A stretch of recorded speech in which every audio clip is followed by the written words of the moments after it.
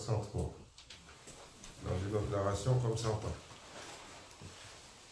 Donc il est bon de jeûner mercredi. Et il est bon de faire Qiyamul Layl, la vigile de nuit, mardi soir. Donc mardi, on va faire Khatm Khajagan, on va faire le Khatm ici. Et on va faire Salat Najat, Salat Shukr, Qiyamul Layl et dire le grand cher. Abdullah Faiz al-Adistani. Et après, peut-être partager une baraka ensemble, si on peut s'arranger pour faire un potluck. Mais il faut essayer de ne pas trop tarder parce qu'on est en milieu de semaine. Donc si on commence à 8 heures, comme ça, on a le temps de faire les choses, les chats, ceux qui veulent partir après, sont libres pour partir. Mais c'est une nuit bénéfique, donc il faut en profiter. Il reste encore une semaine pour le mois de Rajab, donc il faut essayer de se serrer le coude pour le bénéfice de cette nuit.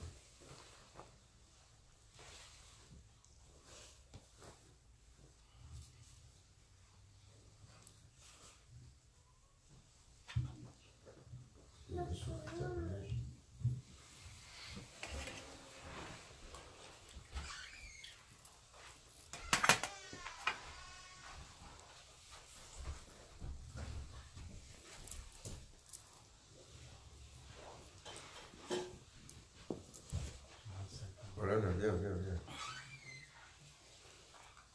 Il faut que tu me times un peu. Je me coins, sinon ça va partir dans tous les sens. On a besoin du madame. Je veux le mettre tout de suite. Hein? Je veux le mettre tout de suite. Le timer. Et là, le timer.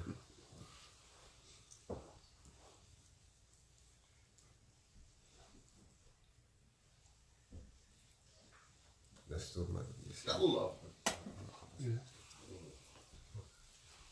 Allah, Allah. Allah, Allah. Allah, Allah. Aziz Allah. Allah, Allah.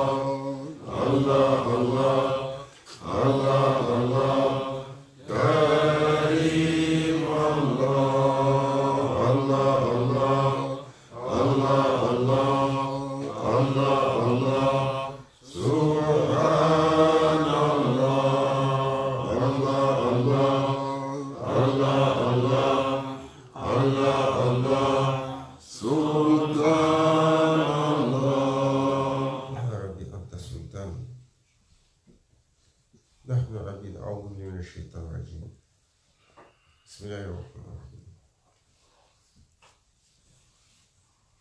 دستور مدد يا سيدي مدد سلطان الأولياء دستور مدد يا رجال الله مدد أهل في البلاد مدد أهل نوبة مدد يا كتب متصرف دستور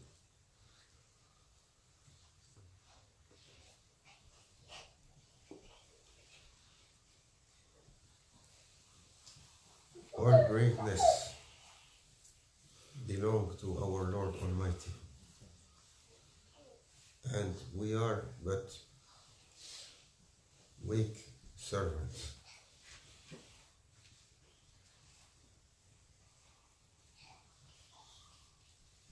Allah nous a honorés et nous a favorisés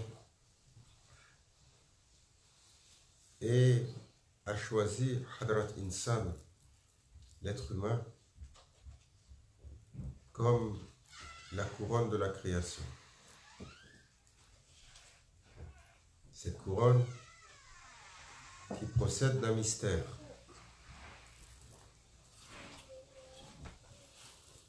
Allah Azzawajal, il dit, j'étais un trésor au Seigneur des mondes, j'étais un trésor absolu et j'ai voulu être connu. Et j'ai manifesté la création. Et sur cette création, j'ai mis une couronne, Hadrat Insan. Et cette couronne, surplombé par une myriade de pierres sublimes et de pierres magnifiques, la Anbiya wal Mursalin, les prophètes, les messagers et le joyau des joyaux, Khatm al-Anbiya, Afdalu salatu wa salam,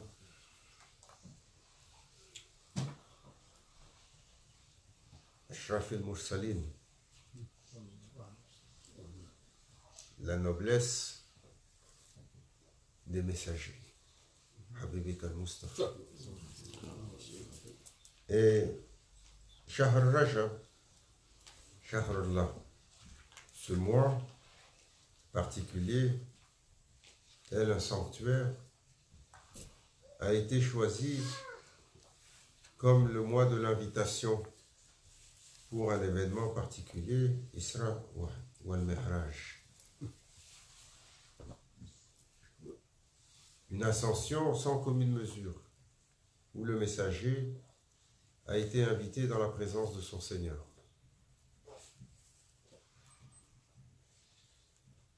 Et alors va suivre par la suite un changement pour l'histoire des serviteurs, pour l'histoire de l'islam, pour l'histoire des musulmans, pour l'histoire de la révélation.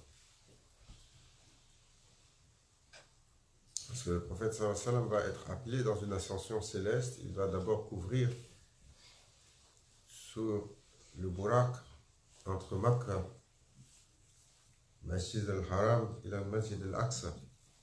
Il est parti de Makkah sur Quds, sur Jérusalem, où est-ce qu'il a rencontré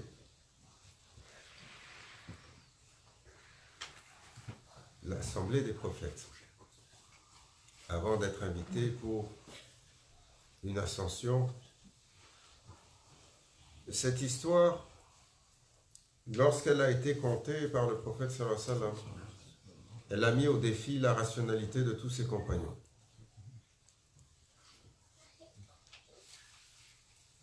Parce qu'il a décrit des choses dont on n'avait jamais entendu parler. Il a parlé d'univers qui dépassait tous les imaginaires, à l'exception de un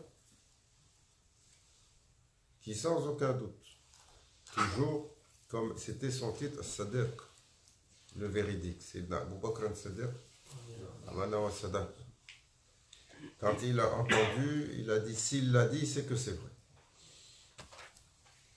Alors les caravaniers, parce que le prophète sallallahu alayhi wa sallam, lorsqu'il a fait ce voyage, il a d'abord voyagé par-dessus la terre et il a décrit ce qu'il a vu. Et par la suite, les caravaniers sont arrivés et effectivement, lorsqu'ils arrivaient, ce qu'il avait décrit de ces caravanes qui arrivaient était vrai.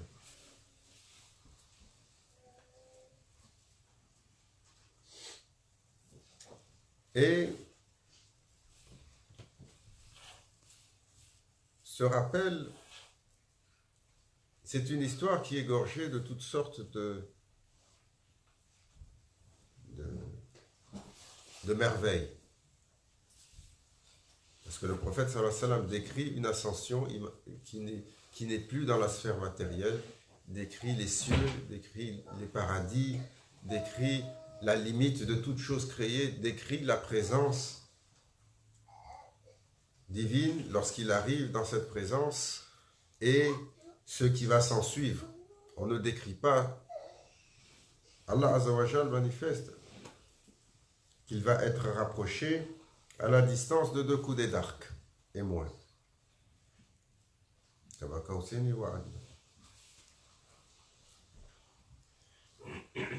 Et va s'en suivre cet échange où le Seigneur des mondes va lui dire, c'est fini, décris-moi.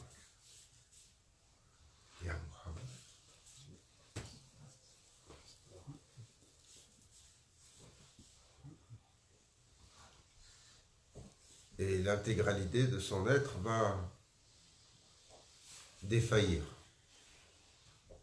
C'est une présence qui dépasse toute commune mesure. C'est la majesté des majestés. C'est la suprématie du Seigneur des mondes. Ce qu'on appelle la manifestation de la présence. Zat, l'essence est absolue. Elle est au-delà de toutes les créatures et de tout ce qu'on peut concevoir.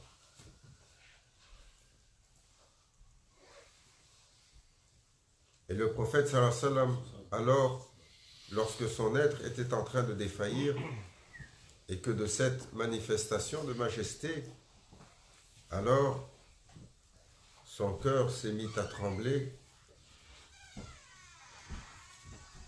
Pour le stabiliser, Allah Azza wa Jal lui a fait entendre une voix qui venait de ce monde, qui était la voix de son ami. Et de cette adresse, alors il est revenu à lui. Et a suivi alors cet échange.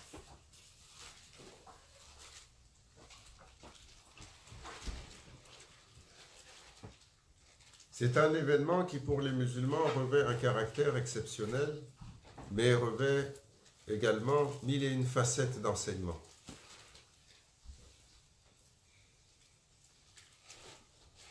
Mi'raj est à propos d'une ascension, d'un messager à propos duquel Allah Azza wa Jal dit dans le Saint-Coran, Bismillahirrahmanirrahim, salam. Qul in kuntum tuhibbuna Allah fatabi'uni yuhibbukumullah. Dis-leur, ô Muhammad, si vous aimez véritablement votre Seigneur, alors suivez-le. Suivez le messager. Suivez le messager, il disait, sur les commandements du Seigneur des mondes. Astaghfirullah. Sur l'exemple. Sur la sunna. Sur ses habitudes. Sur son rituel. Sur ses pratiques. Mais sur son comportement. Sur son caractère. Sur son adam, sur sa bienséance caractérielle. Suivez-le, mais également dans le chemin qu'il a tracé et dans l'évolution qu'il a faite. Et c'est pour ça que dans l'ibada, dans l'adoration du serviteur, nous imitons le prophète sallallahu alayhi wa sallam. Nous prions comme lui, nous jeûnons comme lui, nous donnons l'aumône et la zakat et la charité comme lui, nous partageons ce que nous avons comme lui, nous faisons nos rituels et nos récitations et nous allons au pèlerinage comme lui, nous faisons i'tikaf, la retraite, au khalwa, la séclusion comme lui. Mais qu'en est-il de Isra wal Mi'raj? Parce que dans la manifestation d'un messager, on dit qu'il y a ce qui est pour le messager et ce qui est pour la généralité. Tout ce qui lui est donné est partagé, est un commandement sur la généralité, mais quelques exceptions sont pour le messager. Mais Isra al-Mi'raj, il a été accordé à d'autres. Il a été accordé à d'autres prophètes de faire une ascension, de quitter cette matérialité, de voyager au-delà des limites, de voir l'invisible, de voir les cieux, de rencontrer la présence de leur Seigneur. Et sur le descriptif de ce qui arrive sur les awliya, les choisis d'Allah. Alors, également, nous avons vu cela. Pour nous, il doit alors y avoir un exercice et le désir de s'élever au-dessus de cette matérialité immédiate. Ainsi, nous avons dans le cheminement le devoir d'essayer d'élever l'être à la présence du Seigneur des mondes. Parce que par défaut, qu'est-ce que l'humain fait? Il rabaisse le Seigneur à sa mesure. C'est ce que nous faisons tous.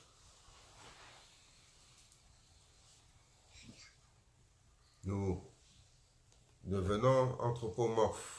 Nous donnons une apparence, nous donnons une physicalité. Quand on parle de ces attributs, Asma wa Sifat, de ces noms, nous les matérialisons, même dans notre imaginaire.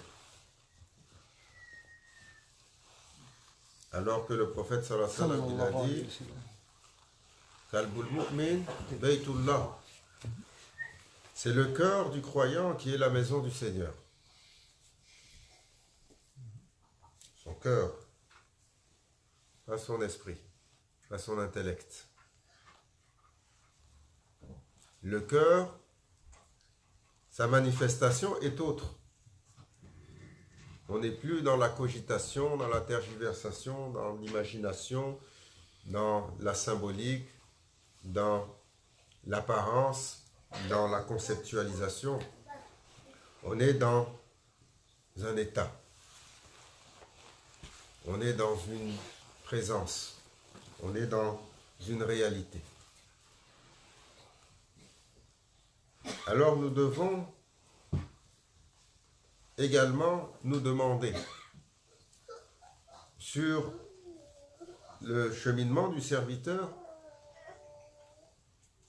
Mi'raj, l'ascension, commence par se délester de ce qui nous retient. Ce qui nous retient, Nafs al-Amara bisu, l'ego. C'est pour ça que sur le cheminement de l'islam, le prophète sallallahu alayhi wa sallam, il a dit, quand Sayyidina Jibril alayhi salam, quand l'archange Gabriel est venu le questionner, Man Islam, qu'est-ce que l'islam? Qu'est-ce que le iman? Qu'est-ce que le ihsan? Il décrivait cette évolution spirituelle. L'islam et ses principes qui adressent la physicalité dans ses règles, dans ses habitudes, dans ses limites, dans ses protocoles, dans ses processus, dans ses us et coutumes. Iman, le domaine intérieur, la foi, le dogme, la compréhension, les principes, mais l'arbre de l'évolution de la physicalité vers une autre réalité, ihsan, l'accomplissement, l'excellence. Ihsan, il a décrit le premier niveau avec ses obligations et ses piliers. Le deuxième avec ses obligations et ses piliers. Le troisième, d'adorer votre Seigneur comme si vous le voyez. Si vous ne le voyez pas, sachez qu'il vous voit. D'être dans cet état où le serviteur, alors sur ce monde, il se déplace, il se déploie dans une constante conversation et contemplation avec son Seigneur. Toute chose est à propos d'Allah. Toute action est à propos de converser sur le protocole divin. Toute chose à sa mesure sur la satisfaction divine.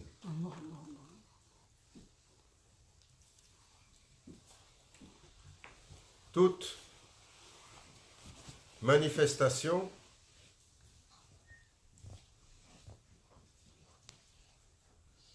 est importante pour le serviteur et la rencontre de son Seigneur.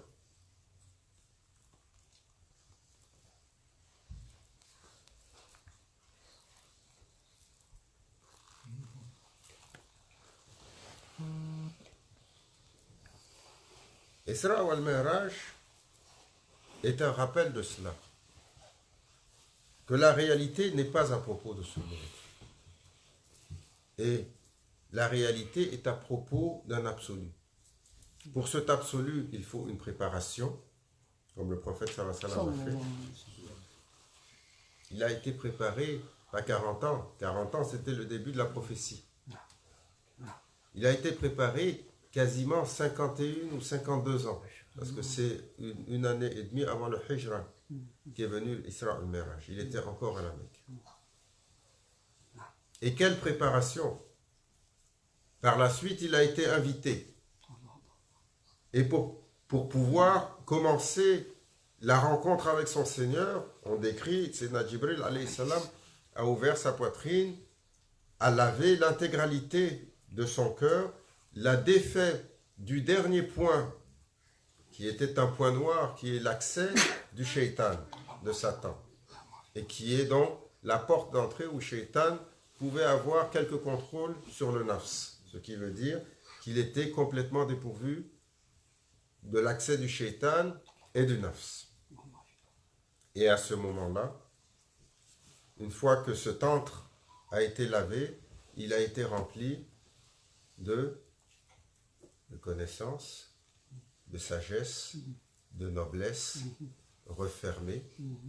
Et l'invitation, la préparation, l'invitation, par la suite, le moyen, le burak, cela a pris une créature particulière. C'est pour ça que Awliya al-Kiram, ils disent, le burak, c'est tel le phénix qui renaît de ses cendres, le nafs, l'ego de l'humain, lorsqu'il est anéanti, alors renaît une créature qui est son véhicule pour une ascension.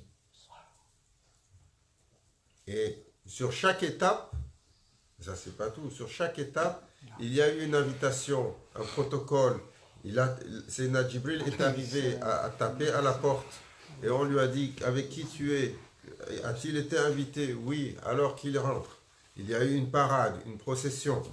Avant de faire cela, il a dû couvrir Masjid al-Haram ila Masjid al-Aqsa, du point du centre, du sanctuaire du centre, jusqu'au point le plus éloigné. Il a couvert tout ce qui est de la dunya. Par la suite, il a pris la permission des prophètes, des messagers, pour faire son ascension. Et à travers toute l'ascension, combien de mises à l'épreuve, combien de... Et ce ne sont pas des mises à l'épreuve légères, pas une mise à l'épreuve sur le choix de prendre ceci ou de prendre l'autre flanc de la montagne. Chacune des mises à l'épreuve aurait anéanti l'intégralité de sa nation par la suite. Et le Seigneur des mondes l'a éclairé. Et il lui a été donné de visiter et de visualiser les créations, celles des cieux et celles des terres et celles des enfers, avant d'arriver à cette présence. Que de chemin pour un serviteur qui pense qu'il peut faire son cheminement tout seul. Ça, c'est notre maladie contemporaine. On pense qu'on est exempt de guidance, de murshid. La guidance est un chemin nécessaire. Alors, ce rappel pour nous, que nous devons mettre une intention de nous libérer et d'être invités dans une présence, dans une autre manifestation. Car la création de l'humain n'est pas à propos de ça. Ce n'est pas à propos de ce qui est matériel. Ce n'est pas à propos de ce qui est tangible. La création de l'humain et son secret, c'est à propos de son éternité. C'est à propos de sa position de couronne de la création. C'est à propos de ce qu'il a en lui et non pas de ce qu'il est. Ce que nous sommes s'arrête sur 3 respirations qu'on ne prend pas. 3 minutes sans air, il n'y a plus de vie. 3 jours sans nourriture, sans boisson, il n'y a plus de vie. 3 semaines sans nourriture, il n'y a plus de vie. Pour le commun, c'est entre 2 battements de corps, entre 2 respirations, le souffle de vie. Une créature si petite qu'un virus peut arriver à décimer la planète au complet. C'est apparent, c'est illusoire, mais ce qui est interne est autre chose. C'est ça le mystère d'Allah. Sur la créature choisie, élue, il a manifesté dans une apparence la plus humble, celle de l'argile, il a manifesté la lumière des lumières, celle de lui. Allah Azza wa Jal nous rende éligibles pour cette ascension. Que nous en mettions au moins l'intention et que nous en comprenions la symbolique et l'importance. Que nous soyons habités par le désir de nous élever. De nous élever au-dessus de l'apparent.